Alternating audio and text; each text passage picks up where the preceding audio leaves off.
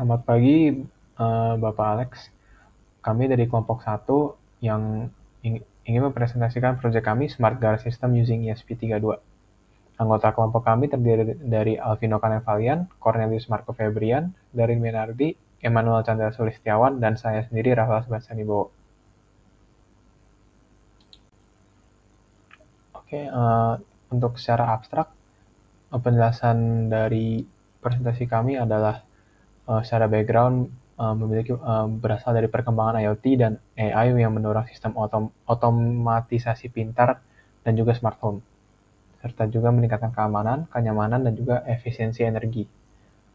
Yang background ini juga berasal dari masalah-masalah yang terdapat pada sistem konvensional yang terdapat pada masa kini, yaitu gerbang masih dibuka atau ditutup secara manual atau remote, tidak praktis dan memakan waktu, terutama saat dalam kondisi cuaca yang tidak mendukung ataupun kondisi terburu-buru.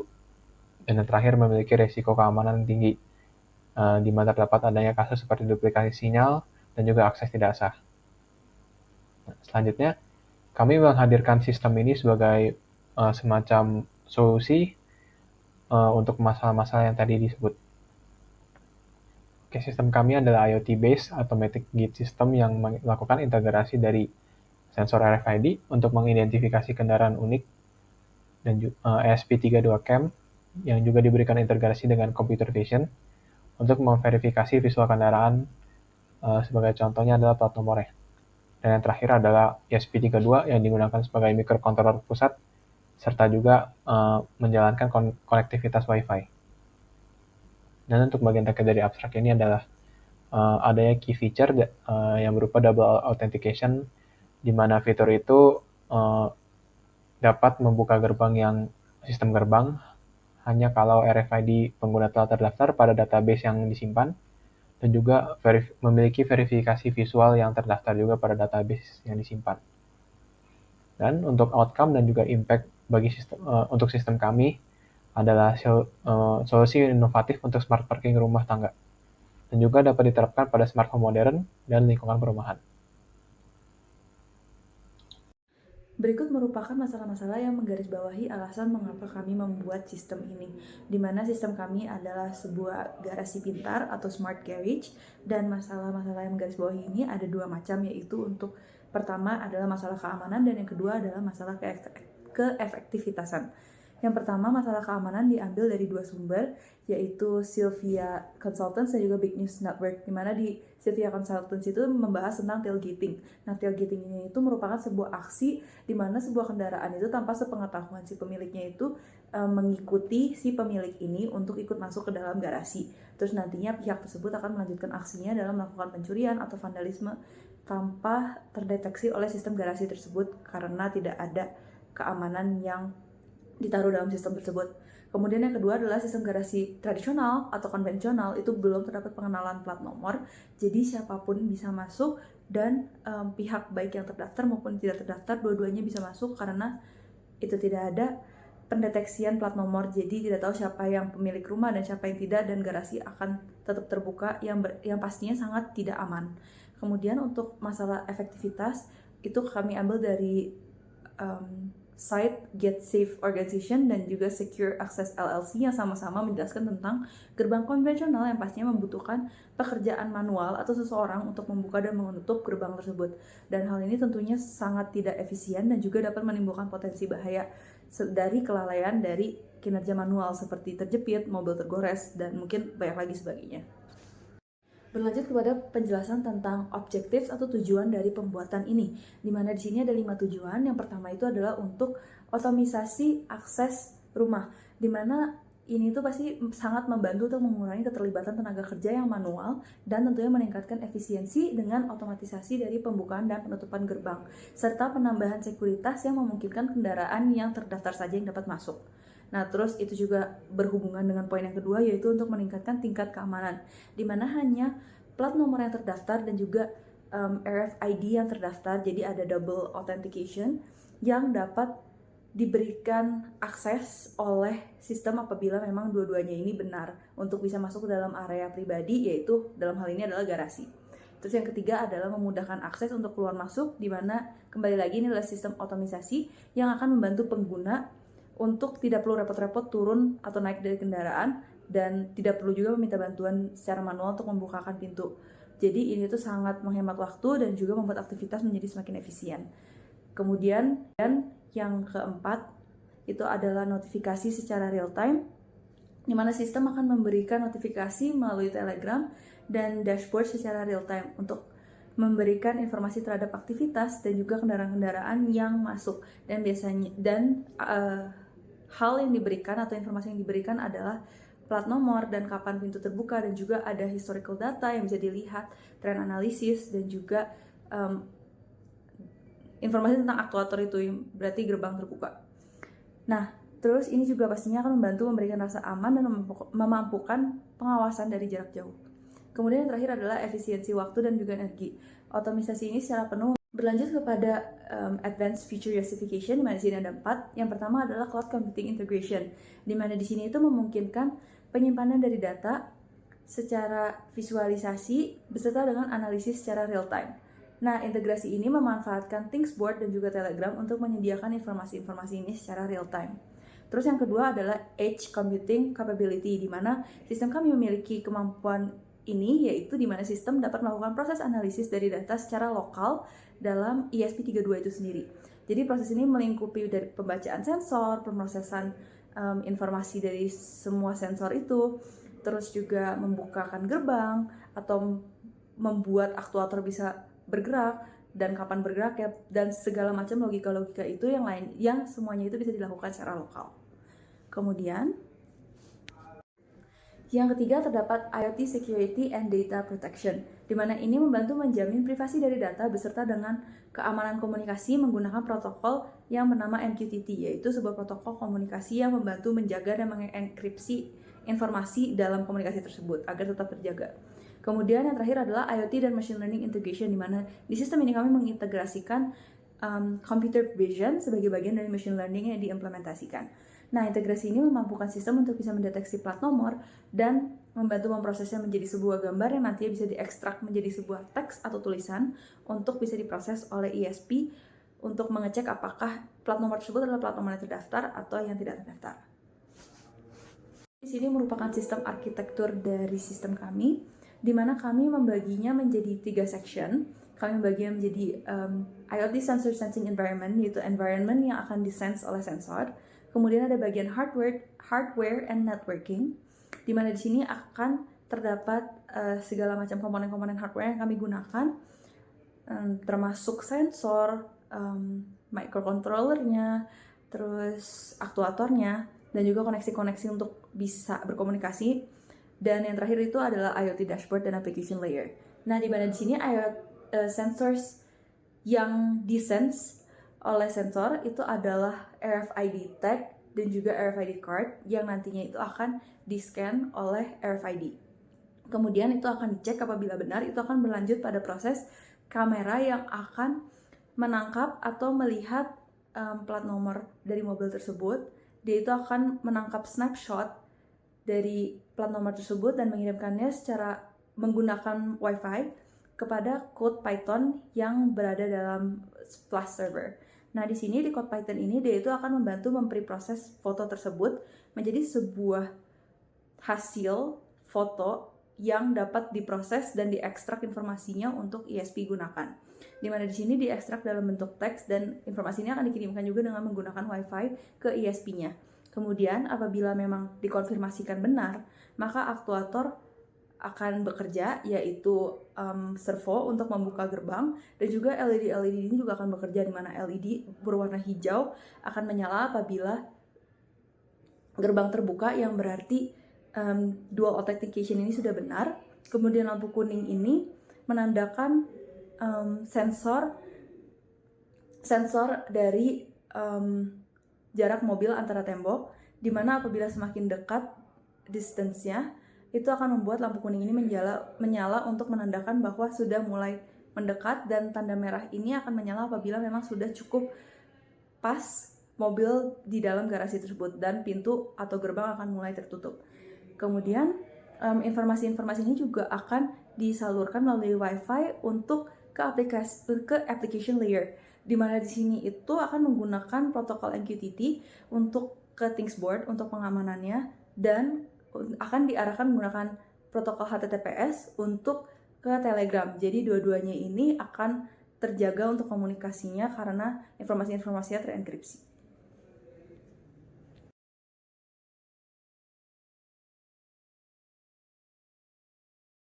Oke, selanjutnya kita akan membahas mengenai spesifikasi hardware-hardware yang kita gunakan. Jadi, pertama itu kita ada menggunakan ESP32 yang berfungsi sebagai otak utama atau microcontroller yang bakal memproses data-datanya. Selanjutnya kita ada menggunakan sensor RFID atau Radio Frequency Identification dengan kode RC522. Selanjutnya kita juga ada menggunakan servo untuk menggerakkan pintu atau gerbang yang akan kita gunakan nanti. Kita juga menggunakan breadboard sebagai tempat untuk menyusun rangkaian-rangkaian elektronik dan hardware yang kita gunakan. Selanjutnya kita juga ada jumper wires untuk menghubungkan komponen-komponen baik melewati breadboard maupun langsung dari modul kepada microcontroller. Terus kita juga ada battery clip adapter karena kita menggunakan power supply dari baterai sebesar 9 volt, jadi kita memerlukan battery clip adapter untuk bisa dihubungkan kepada breadboard power supply nantinya. Selanjutnya kita menggunakan baterai sebagai power supply. Kita juga menggunakan ESP32 cam yang berperan sebagai kamera di sini dan juga bisa memproses dan mengirim data langsung dari microcontroller ini. Selanjutnya kita juga menggunakan ultrasonic sensor dengan kode HCSR04 yang berfungsi untuk mengukur jarak antara sensor dengan objek yang berada di depannya. Kita juga menggunakan breadboard power supply yang berguna sebagai modul regulator yang berfungsi untuk menyediakan sumber daya ke breadboard dengan tegangan 3,3 volt atau 5 volt tergantung kebutuhan. Terakhir kita juga menggunakan LED yang berfungsi sebagai penanda jarak antara tembok dan juga mobil. Berikut juga ada wiring diagram. Untuk wiring diagram ini kita pertama itu kita lihat dari sensor RFID-nya. Pertama itu kita bakal mendetek sensor RFID. Kalau misalnya sensor RFID itu mengatakan kartu itu valid dan juga dari kamera computer vision kita menandakan kalau plat nomor itu valid, maka servo akan memutar dan membuka gerbangnya. Setelah itu lampu dan sensor jarak juga langsung bekerja. Sensor jarak mengecek jaraknya dan lampu hijau pertama-tama bakal menyala dulu karena lampu hijau menandakan kalau jaraknya itu masih aman, dia bakal menyala. Nah, setelah itu sensor jarak akan bekerja dan memberikan sinyal kalau misalnya jarak sudah mulai mendekati, dia bakal berubah jadi kuning. Dan kalau misalnya jarak sudah terlalu dekat, dia bakal berubah menjadi merah. Setelah jarak sudah berubah jadi merah, servo akan menutup kembali. Berikut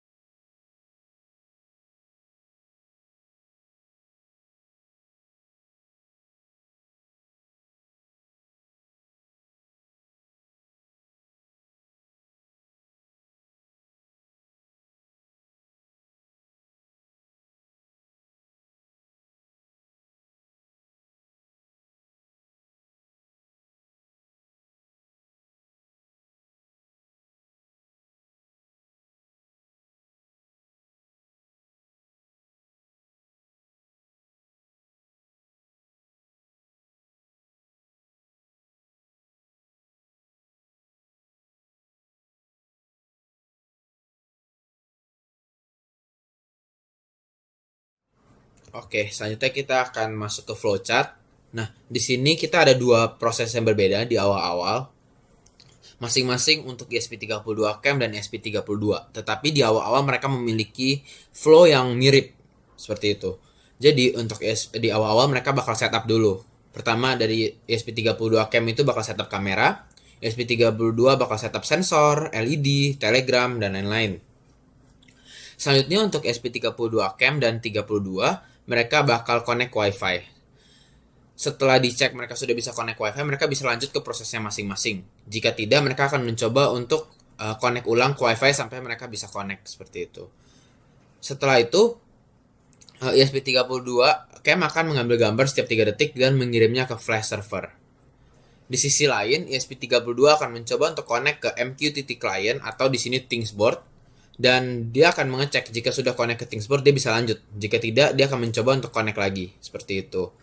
Setelah itu sistem ini sudah bisa bekerja mulai dari sensor RFID yang mendeteksi adanya kartu dan dia bakal verify apakah kartu itu terdaftar atau tidak. Jika tidak, dia bakal ngulang lagi ke flow di mana dia bakal mendetek adanya kartu atau tidak. Jika terdaftar, dia bakal lanjut. Di sini kita membutuhkan data dari flash server. Jadi di flash server dia itu mendapatkan gambar atau data dari ESP32 Cam. Di sana dia bakal mencoba untuk mengubah dulu formatnya jadi JPG. Setelah itu dia bakal pre-proses foto itu. Setelah pre-proses dia bakal memasukkannya ke model computer vision kita. Setelah memasukkannya ke model computer vision kita, dia bakal mendapatkan hasil yang berupa plat nomor itu. Jadi kayak dalam bentuk bisa dibilang string gitu lah, dalam bentuk huruf. Nah, setelah itu data itu bakal dikirimkan ke ESP32 dan di-verify di ESP32 apakah data itu sudah terdaftar atau belum. Jika data itu sudah terdaftar, kita bisa lanjut. Jika tidak, kita bakal ngulang lagi dari flow di mana kartu akan dideteksi oleh RFID sensor. Nah, jika sudah terdaftar, servo akan bergerak dan membuka gerbangnya. Di sini ada dua juga proses yang dilakukan setelah itu. Pertama itu ada ultrasonic sensor measurement. Jadi sensor jarak akan mulai bekerja dan juga kita bakal mengirimkan alert ke Telegram. Setelah sensor jarak bekerja, lampu-lampu akan menyala sesuai dengan jarak yang bisa dibilang dikirimkan oleh sensor ultrasonic tadi. Jadi sensor ultrasonic ini akan mengirimkan jarak dalam bentuk sentimeter.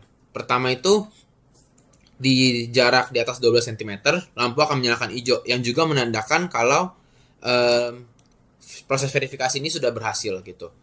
Nah, setelah itu jika jaraknya semakin dekat di sekitar 7 sampai 12 cm, lampu kuning akan menyala. Terakhir itu di jarak sekitar 0 sampai 7 cm yang berarti sudah dekat sekali, lampu akan menyala berwarna merah.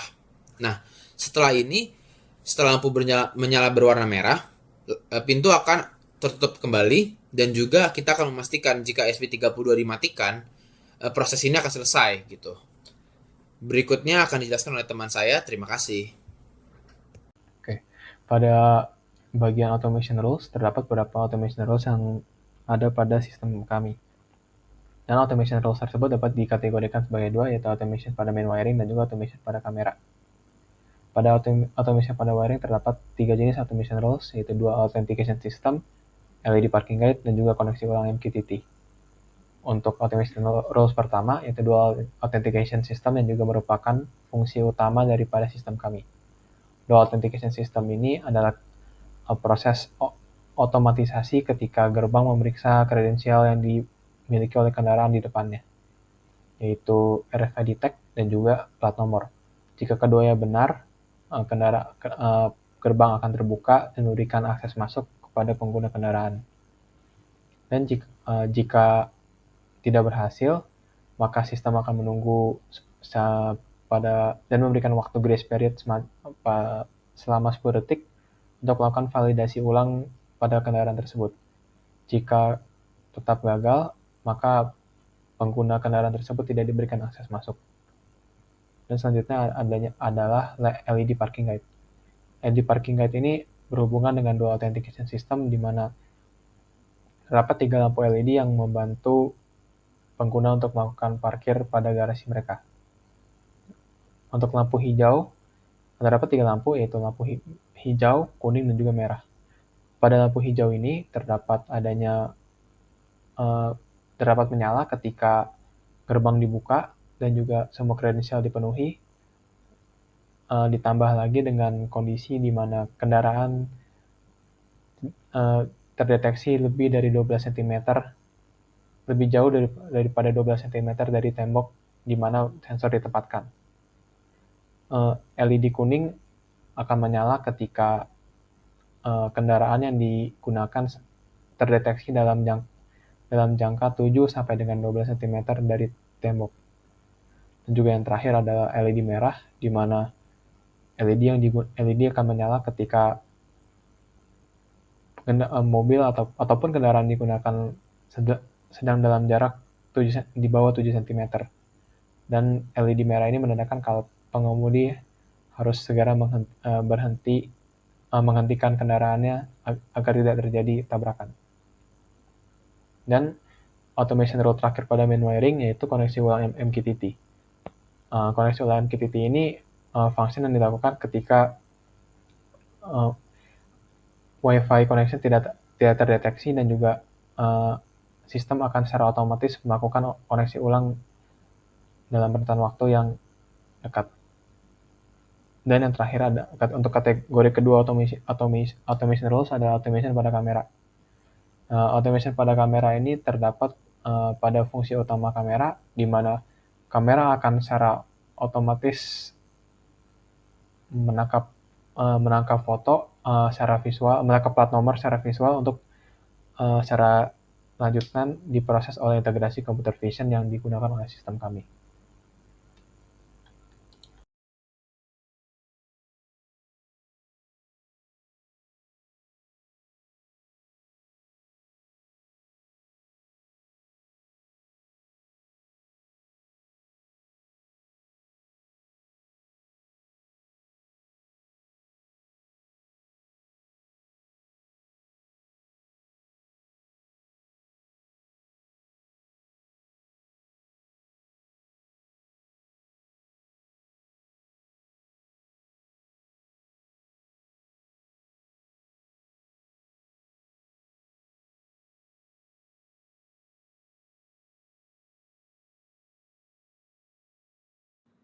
Kemudian berikut adalah kontribusi dari anggota tim kami, namun untuk lebih detailnya dapat dilihat dalam report.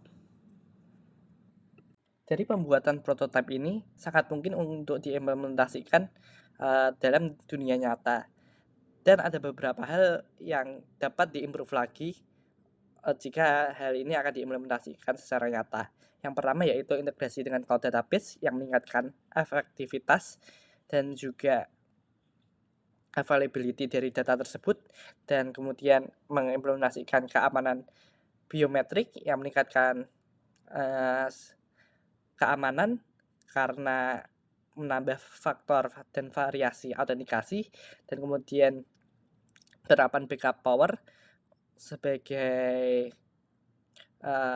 daya yang dapat bekerja saat mati lampu ataupun gangguan lainnya, dan menggunakan computer vision yang lebih akurat sehingga model dapat mendeteksi dengan lebih cepat dan akurat untuk kenyamanan pengguna. Dan yang terakhir yaitu mengimplementasikan protokol keamanan yang baik seperti menggunakan HTTPS atau enkripsi sehingga tidak mudah untuk diretas oleh orang luar. Demikian presentasinya. Kita lanjut dengan demo.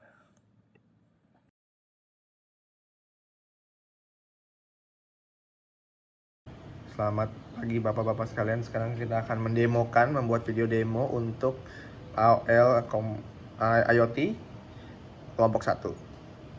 Di sini kita akan menampilkan dahulu code untuk ESP32, code untuk flash server, dan juga ESP32 cam. Jadi code untuk AOL ini kita bagi menjadi 3 bagian. Nah, yang pertama di sini ada kode config-nya terlebih dahulu. Kode config ini kita gabungkan juga dengan flash server menggunakan code Python. Kode Python ini akan berguna untuk membuka flash server lokal laptop dengan ini, dan juga akan menebak plat nomor yang datanya akan dikirimkan oleh ESP32 Cam menggunakan computer vision model ECOCR reader. Nah, di sini kita juga menyiapkan pre-processing data yang nantinya datanya pertama-tama akan kita ubah dari data menjadi JPG oleh CV2 library, dan habis itu masuk ke pre-processing data image. Yang pertama kita memberikan grayscale, habis itu bilateral filtering, dan juga adaptive threshold. Mungkin kita akan tes sedikit hasil dari pre-processing, menunjukkan hasil dari pre-processing kode ini. Mau kita coba langsung saja. Jadi kodenya akan seperti ini, hasil dari pre-processingnya. Kita akan sekaligus testing sebentar kameranya di situ, dan hasilnya akan seperti ini. Dengan pre-processing ini, model akan lebih mudah untuk menebak teks plat nomor yang diberikan. Oke. Lanjut untuk code berikutnya, kita ada kode dari Arduino IDE yang ada dua. Pertama ada yang ESP32Cam. ESP32Cam ini kode yang kita masukkan ke ESP32Cam yang ada di pintu sana, di pintu garasi. Kodenya seperti ini. Dia akan menyambung ke flash server menggunakan jaringan WiFi dan juga mengirimkan data ke flash server yang berupa data gambar. Nanti data gambarnya akan diproses oleh computer vision model dan lalu akan dikirimkan lagi hasil tebakan gambarnya, yaitu tebakan berupa teks plat nomor yang akan dikirimkan ke ESP32Cam yang ada di dalam garasi. Nah, ini adalah kode ESP32Cam yang nantinya akan menerima teks plat nomor dari flash server. ESP32Cam ini kita letakkan di dalam garasi mobil. Nah, di code di sini kita juga menjadikannya sebagai data bank. Di sini kita akan menyocokkan dengan RFID yang ini, dan juga kita menyediakan 3 plate yang nantinya bisa digunakan untuk masuk ke garasi. Ini ada plat nomornya yang nanti akan kita gunakan sama seperti di sini. Lalu juga ada di mobil, kita tunjukkan. Nah, ini di mobil juga sama plat nomornya. Nanti di sini akan kita testing untuk 2 plat nomor ini. Oke, kita lanjut ke hardware-nya. Di sini pertama-tama ada ESP32Cam yang kita taruh di plang depan di pintu garasi, yang dia juga terhubung ke laptop sebagai power supply menggunakan kabel ini. Lalu berikutnya ada di depan ada servo untuk pintu garasi, servo sebesar ini yang terhubung ke pintu garasi. Lalu berikutnya ada power supply adaptor yang kita hubungkan ke power supply colokan. Berikutnya ada ESP32. Lalu ada 3 jenis lampu. Lampu hijau, kuning, dan juga di sini ada lampu warna merah nantinya. Itu akan berguna untuk penanda jika mobilnya sudah kebuka gate-nya. Pertama-tama akan lampu hijau yang nyala. Semakin mobilnya dekat, lampunya akan menjadi kuning, dan jika sudah sampai di depan sini mobilnya, lampunya akan menjadi merah, menandakan mobilnya sudah harus berhenti, dan nantinya akan servo akan menutup pintu. Di sini juga ada ultrasonic sensor untuk mendeteksi jarak antara tembok garasi dan juga mobil yang akan masuk. Berikutnya yang terakhir adalah kita juga menempatkan RFID sensor yang ada di bawah lantai, yang nantinya akan men-scan RFID card yang kita tempelkan di bawah mobil seperti ini. Oke. Selanjutnya kita akan memberitahukan mengenai pengiriman data yang akan dikirimkan oleh kode ESP32 yang dalam garasi. Kita akan kirimkan ke 2 tempat. Yang pertama ada di Telegram aplikasi garasi master yang akan mengirimkan data jika ada mobil yang akan masuk dan juga plat nomornya. Itu menjadikan alert kepada pemilik garasi. Dan yang berikutnya, kode ini juga mengirimkan data ke Thingsboard yang berupa time series table di sini. Nantinya akan keluar. Coba tunjukin sebagai contoh. Nah, ini adalah data-data yang tadi sudah kita coba untuk kirimkan. Ada timestamp-nya, plat nomor yang masuk, RFID, dan juga event. Yaitu eventnya adalah pembukaan servo atau pembukaan gerbang.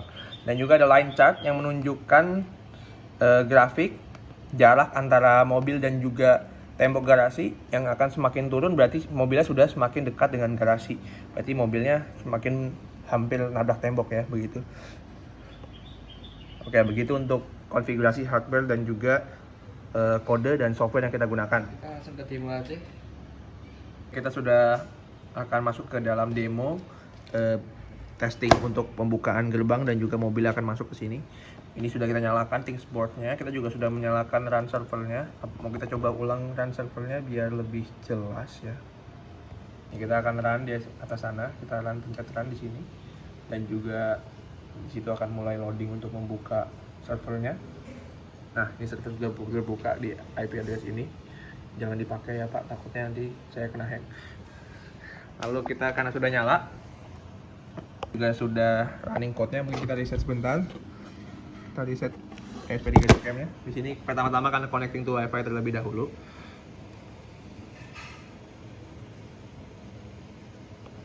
Di sini udah Wi-Fi connected dan juga connect ke MPPT. Nah, berikutnya kita akan mulai mencoba mobilnya jika mau masuk ke garasi ini. Oke, pertama-tama tap ID card-nya dulu, RFID card-nya sudah ke tap. Lalu menunggu untuk pencocokan plat nomor selama 10 detik. Di sebelah sini. Oke, plat nomor sudah cocok. Bentar. Plat nomor sudah cocok, jadi pintunya langsung kebuka. Kita cek dulu apakah sudah masuk ke dalam Telegram alertnya. Oke, sudah ada alert di Telegram menunjukkan bahwa car entered dengan plat nomor yang sama dengan plat nomor mobil ini. Berikutnya kita juga cek di dalam ThinkSboard sudah masuk timestamp-nya, plat nomornya yang sekarang, RFID-nya digunakan, dan juga event-nya adalah servo open gate. Dan juga sudah ada jarak, mulai ada muncul jarak dari ujung garasi ke mobil. Di sini juga lampu hijau sudah nyala, kita pelan-pelan kita majukan, pelan-pelan. Nah, habis itu karena sudah semakin dekat menjadi kuning dan juga merah. Oke, dan kondisi terakhir habis lampunya merah langsung tertutup pintunya karena sudah pas ya mobilnya di sana, dan gate close. Di sini gate-nya langsung tertutup, tadi tangan Noel sedikit kejepit. Dan juga jaraknya kita bisa lihat, jarak dari mobil ke ujung sudah mendekati 0, yaitu berarti mobilnya sudah mendekati jarak dari mobil ke tembok depannya sudah hampir 0. Akhirnya mobil berarti sudah mau nabrak, begitu. Mungkin kita akan tes sekali lagi menggunakan plat nomor yang berbeda. Di sini kita akan mencoba mengganti plat nomornya menjadi plat nomor yang lain yang sudah kita masukkan juga ke dalam database. Oke, kita akan mulai coba untuk plate baru yang akan coba masuk. Coba langsung di tap dulu kartunya ke bawah jika mobilnya sudah masuk. Tap kartu. Oke, RFID sudah ke tap. Dan juga plat nomornya udah sama, jadi langsung kebuka pintunya. Ternyata cepat sekali ya untuk memproses kamera ini. Pelan-pelan mobilnya masuk. Oh sebentar, ini udah hijau lampunya. Sebentar, saya tahan sebentar. Nah, kita cek juga di Telegram. Telegram akan saya buka. Dan sini sudah masuk alert berikutnya yang menandakan car entered dengan plat nomor yang berbeda yang sekarang. Lalu di ThinkSboard juga sudah ada data terbaru, yaitu mengenai timestamp, plat nomor yang sekarang, dan juga RFID-nya, dan juga event gate.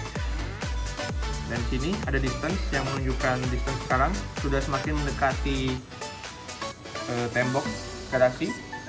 Mobilnya sudah semakin maju dan lampu kuning sudah menyala. Lalu maju lagi, sudah mati lampu hijaunya, lampu kuning, dan sekarang lampu merah. Dan gate-nya langsung tertutup seperti itu. Di sini kita juga bisa lihat di line chart-nya, kalau misalkan distance-nya sudah sampai ke bawah sini, berarti mobilnya sudah sangat dekat dengan tembok. Berarti mobilnya sudah masuk. Ini menunjukkan juga bahwa kode ini bisa menyimpan beberapa mobil. Jadi kalau misalkan yang punya rumah punya beberapa mobil, kita bisa masukkan ke database-nya. Seperti itu. Seperti itu saja mungkin demo dari kami. Terima kasih.